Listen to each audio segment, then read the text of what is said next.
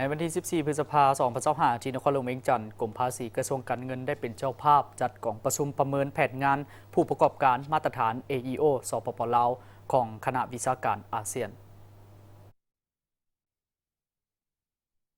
โดยการเป็นประธานร่วมของทานพุทธนิกรเข็นนวงศ์รองหัวหน้ากรมภาษีกระทรวงการเงินและทานนางฟาวเซียอับดุลซานีประธานหน่วยงานประเมินแผนงานผู้ประกอบการมาตรฐาน AEO ผู้ช่วยหัวหน้าการพัวพันสากลมีผู้ต่างหน้าจากบรรดาประเทศสมาชิกอาเซียนและภาษีลาวที่เกี่ยวข้องเข้าร่วมจุดประสงค์ของกองประชุมครั้งนี้เพื่อให้สมาชิกอาเซียนร่วมกันประเมินขั้นตอนการจัดตั้งปฏิบัติแผนงานผู้ประกอบการ AEO ของสาธารณรัฐประชาธิปไตยประชาชนลาว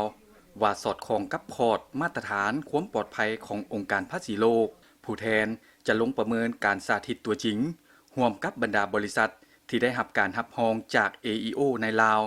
เพื่อสร้างความเข้าใจอย่างลึกซึ้งเกี่ยวกับการจัดตั้งปฏิบัติและการพัฒนาตัวจริงของลาวและเชื่อมั่นว่าการประเมินร่วมกันในครั้งนี้จะเป็นโอกาสอันดีให้แก่อาเซียนและลาวในการประเมินขั้นตอนเงื่อนไขการเข้าร่วมแผนงาน AEO ตัวจริงจากผู้ประเมิน AEO กรมภาษีลาว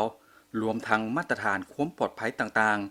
ที่กรมภาษีลาวเรียกร้องจากผู้สมัครก่อนที่จะได้รับสถานะ AEO สำหรับผู้ประกอบการมาตรฐาน AEO แม่นผู้ประกอบการที่ดีเด่นในการจัดตั้งปฏิบัติกฎหมายว่าด้วยภาษี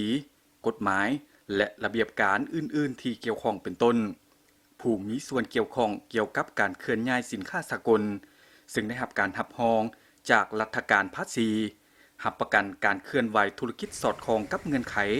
และมาตรฐานที่กำหนดไว้